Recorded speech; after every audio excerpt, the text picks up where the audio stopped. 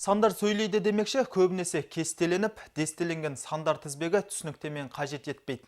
Қай саланың озып тұрған білу үшін бюджет кестесіне көз салсаңыз жетіп жатыр.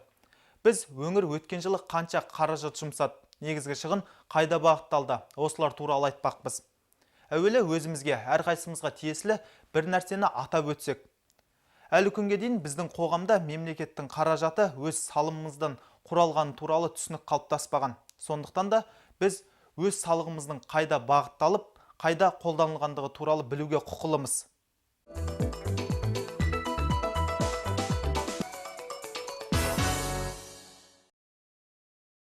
2011 жылда қорытындылай келе облыстың бюджет шығыны 119 мың миллиард теңгені құрап отыр. Соның ішінде білім саласына 37, денсаулық саласына 14, тұрғын үй коммуналдық шаруашылығына 18, ауыл, су, орман, балық шаруашылығына 11,5 миллиард теңге бөлінді.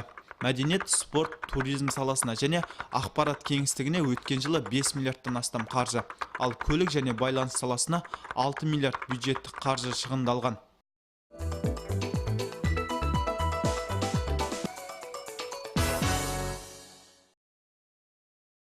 Қаржы министріне бюджет шығынын жете қадағалауды тапсырамын. Экономикалық өсу байқалмай жатқан салаларды және тұрғындардың еңбекпен қамтылуын анықтау керек. Қазіргі уақытта бөлінген қаржы мақсатсыз жұмсалмауы тиіс.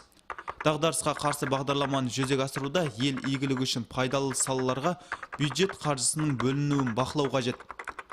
Қазақстан Республикасының президенті Нұрсұлтан Назарбаев.